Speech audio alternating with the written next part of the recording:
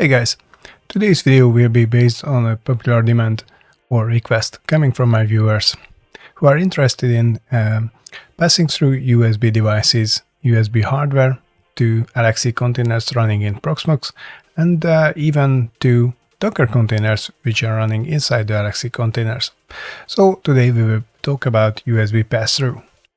Interested? Keep on watching. But first, if you are new to the channel, my name is László Merzel, and this channel deals with home automation, home networking, and sometimes with related stuff like DIY electronics and even a little bit of 3D printing. Anyway, let's continue with today's topic.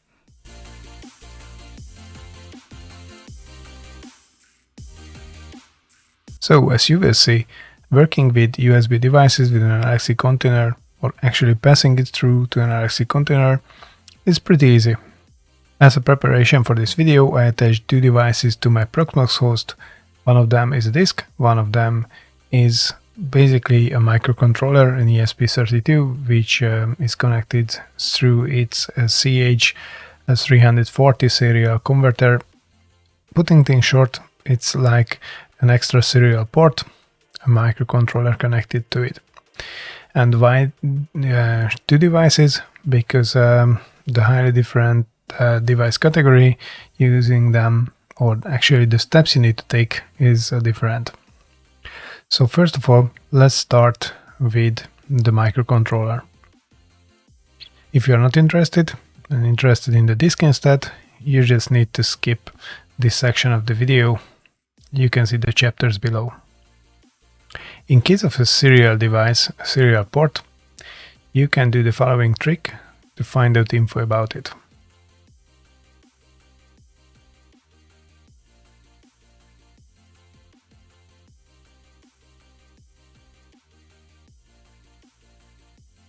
This gives you a huge list, and at the end of the list you will see something like this.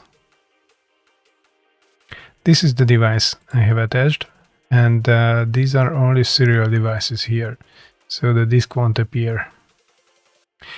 You need to take note of this number here, because we will use that in a setting for LXC, for our LXC container.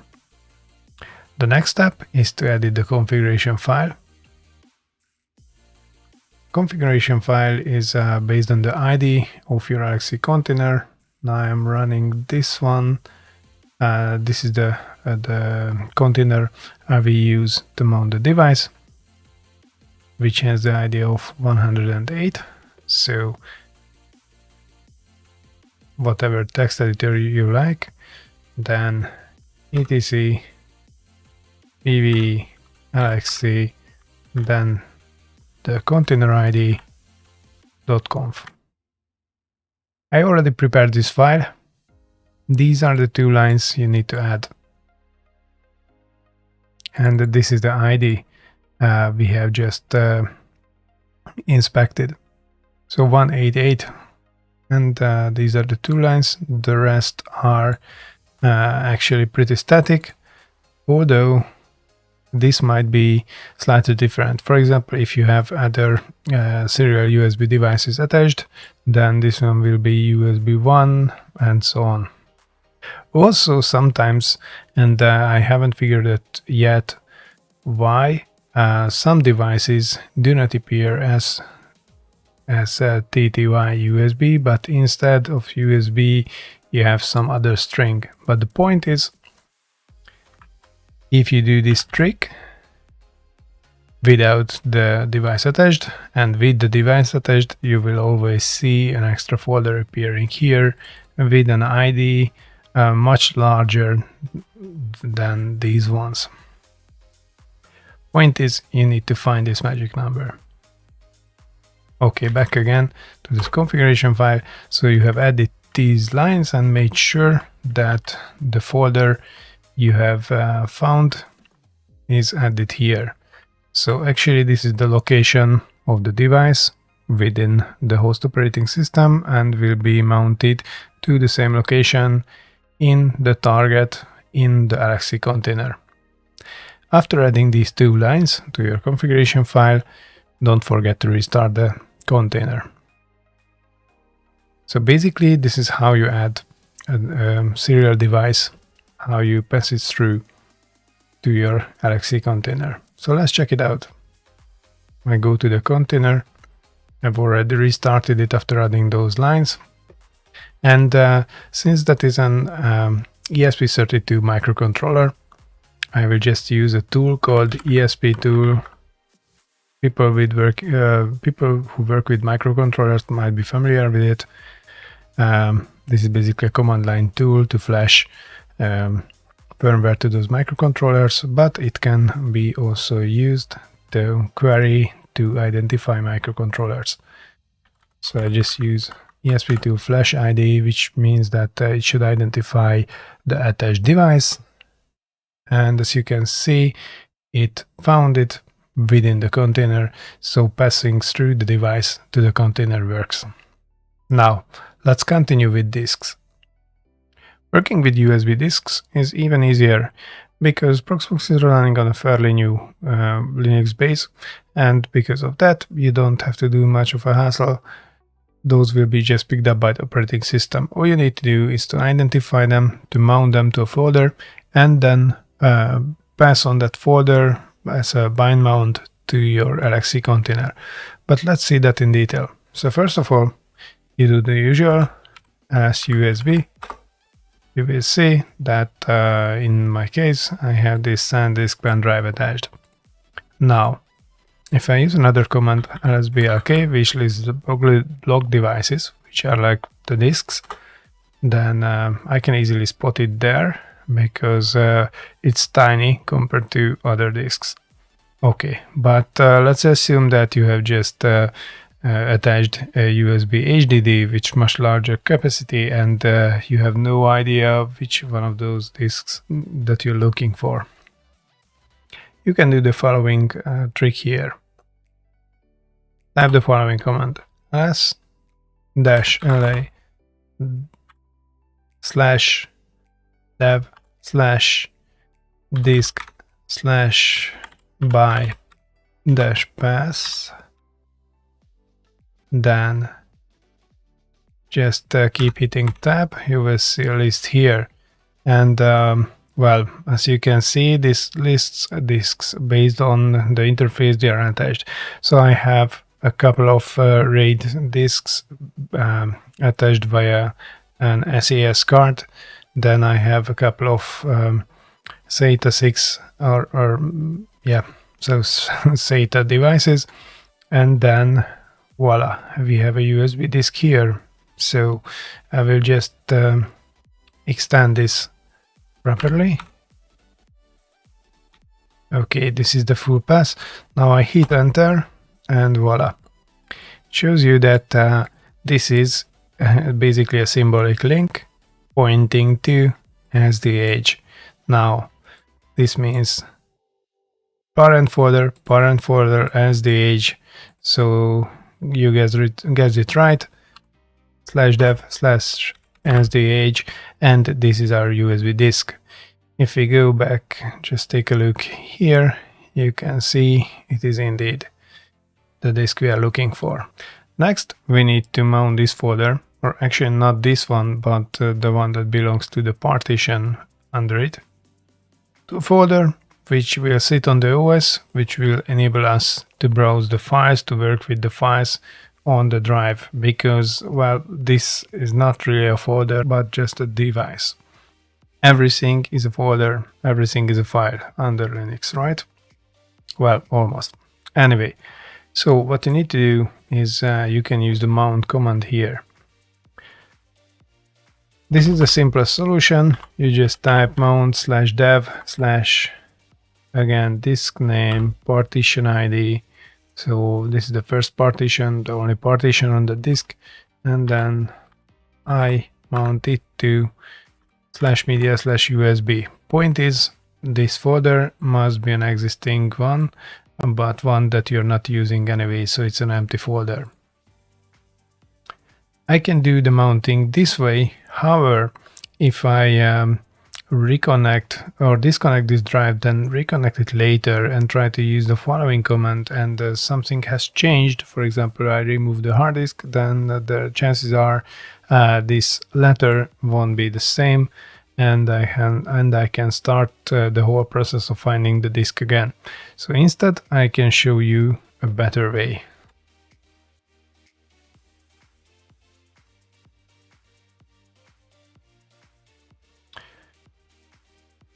You need to type the following command, blk id, which shows you the ID, an internal UID of all the attached disks. So in our case, it is this one. Now I can use the mount command this way, mount UID equals, then I just copy this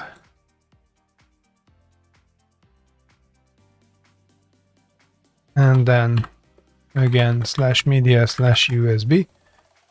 There we go, the command succeeded. And now if I do something like this, I can access the contents of the drive. Fine. So how do I mount this to an LXC container? As I mentioned before, basically we just do a normal bind mount. So once again, we added the configuration file that belongs to our container. And I also prepared this one. So this is how to define a bind mount. It's pretty easy. MP mount point, then counter. If this is the only mount point you have, then this is obviously 0. If you have other mount points here already, then you will need to just increment that counter, MP5, MP9, whatever. So in our case, MP0. This is the folder that is on the host.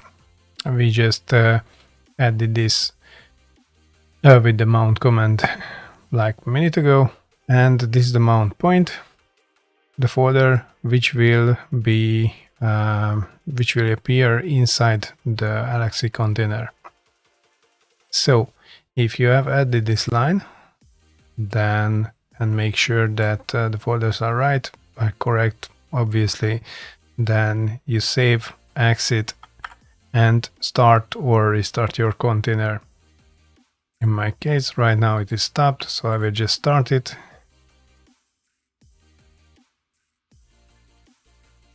There we go. Boom. There we go. So as you can see, I can access the files from the USB drive inside the LXC container. So this is great. Yeah, basically this is it, or actually not.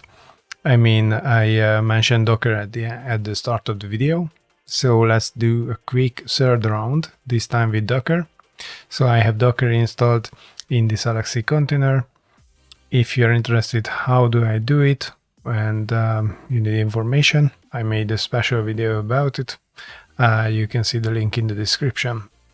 So let's just assume that we have the Docker command up and running, and now we need to hand over these two attached USB devices to our Docker container. In case of a file or a folder, it's quite easy. You know, Docker has mounts, so you can just do the following. -v, which is for volumes, for mounts.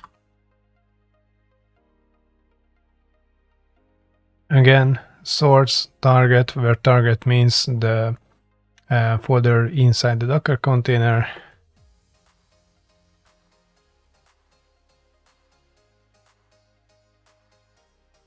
Yeah, I obviously forgot Docker run, which means actually we want to run a container from this image. So this started up an Ubuntu container, and I'm already in the container because this parameter started an interactive shell inside the container. You can see the different prompt.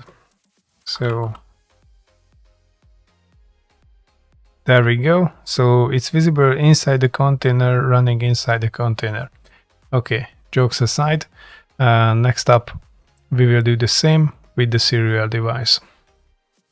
First of all, you need to exit the container and we need to modify this command. The basic idea is that we will mount the device just like this folder, or actually very similarly. So instead of -v, we use -- device, then /dev/ you remember this, right? And then again. So we just basically passed on the USB device to the container. Now let's start it. Okay, we are inside the container, which is great, but we need to try that, well, the device is accessible. So ESP2, which I don't have yet. So it took a few minutes and installed ESP2 within the container. Now let's see. Voila, once again, we are able to identify the device. So it means that the device is connected from the server to the LXC container and to the Docker container within. And now we are complete with this tutorial. So how did you like this solution? Did it solve your problem? If you feel like you have any questions left, use the comment section of the video and I will try my best to help you. Of course, if you are not subscribed to the channel yet and you like the video, you might want to consider subscribing. That helps me a lot and you will be also notified when I upload the new video. Other than that, once more, thanks for watching this and hope to see you next week with a new one. Bye.